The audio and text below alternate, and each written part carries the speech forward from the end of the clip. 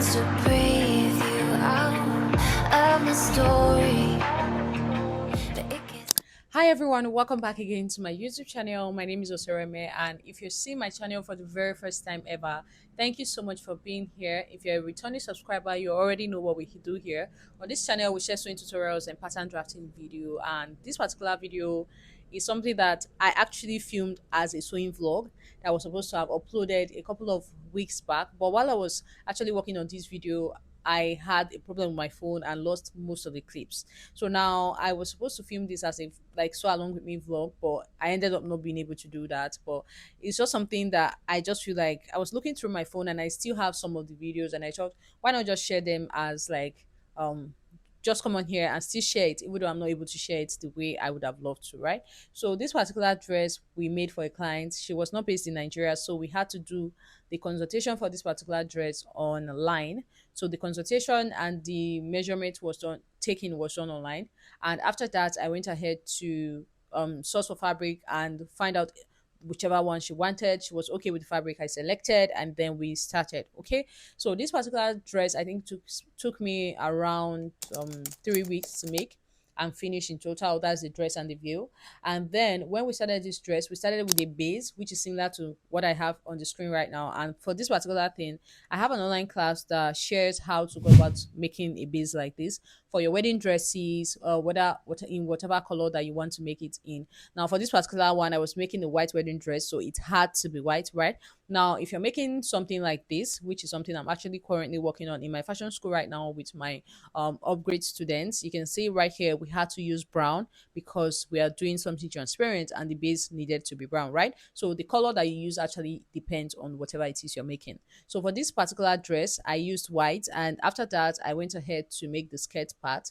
I sent her a video of what the skirt was looking like. She just made adjustments on the length of the train of the skirt. She wanted me to reduce it, which I did. I honestly wish I had videos of what I'm saying right now, but which I did. And after that, we now went ahead to join the skirt with the upper part using the inbuilt sewing method. Now, after doing this, the next thing we went ahead to do was to attach the yoke and then started doing lace placement. Now, you should have seen how this looked like when I done it when I did it the first time.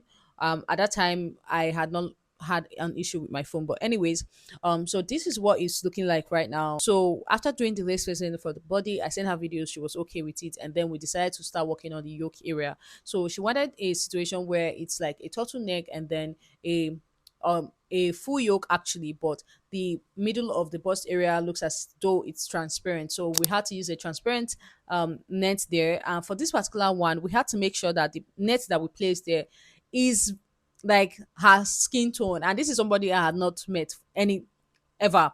So I had to like start zooming in on pictures that she has sent and all of that to actually be able to get a skin mesh that actually matches her skin tone from pictures that I put together and was looking at. So after everything, it came out so well. When she came for her fitting, funny enough, that net actually fits so well. The two fit so well. I was so proud of myself that I was able to do that. So after we were done with the base of the dress, she came into Nigeria. She came for her fitting, and I was so happy that at least the area that I was very skeptical about is the fact that the hip area, because she has a lot of hip and her waist is very small. And for people like that, if you're not careful, you can run into problems. So when she came, the hip was okay, the waist was okay, and that was just like, thank God.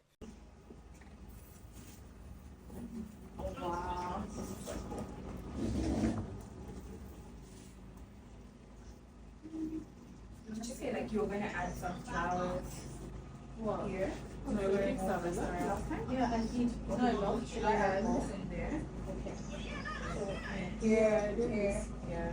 Very Just nice. everywhere. Yeah. Okay. Because I don't really want it to be so see-through. Does that make sense? Okay. Yeah. Can I see? Other than that, like, just Glad it's still a little 12. Yeah. Oh, it's nice. to So after I was done with that, the only areas where we had issues were around the sleeves. And funny enough, when I saw the measurement around her sleeves, I was like, this was much. Even though I was there when the measurement was being taken, I think probably I missed that part, or probably the person that helped her to take her measurement made a mistake in the sleeves, but I just had to sew with exactly what we had in my book. And then when she came, we had to readjust the sleeves and then work on the yoke area again. And that actually was like easy, right? And then she made some adjustments to the bottom of the dress. She wanted more lace at a particular area, which I did. And after everything, guys, after everything, like there was a lot of lace placing that went into this, especially the yoke area. So after everything, after she came from the final fitting, on the final fitting day, she said that her church did not approve of the neckline. So this whole area where we had the two was not allowed. So we had to look for a way. And really, she did not want to change the style of the dress, but also we didn't know what to do. She cannot go to church with that, but at the same time, she didn't want to change the style of the dress. So we decided to cut out a piece of the lace and just have is this hook and eye now? It's a hook. We had hooks on it to be able to just hook the lace to that particular area to cover it. So you can see what it's looking like in this particular video. So we just hooked it there to enable her go to church and have a full lace covering there. And when she was done, for the time that she was taking her pictures, she did not use the lace. She only used that lace when she was in church. So it eventually started looking like it was two different dresses, but it was just one. And after making the dress, guys, the veil was really beautiful. I This particular veil, we made a long veil with trimmings of chantilly at the bottom. This is not from like a lace. This is chantilly bought for the purpose of like veil. So we had to stitch this all the way around the veil, and it looked really beautiful. And after everything, this is what the dress looked like. This is not what this particular video was supposed to look like. It was more detailed. It was step by step, but I lost a lot of the clips, and I still really just wanted to come and put it out here as I've been really busy and want to put up something here for you guys. So yeah, this was what the wedding dress looked like after I was done with everything. Let me know what you think about the comment section, and do you like this kind of videos?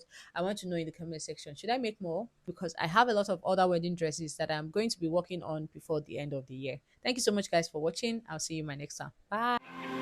In the quiet, when my thoughts get loud, try to fight it. So I drink it down till my body learns to breathe you out of my story. But it gets blurry.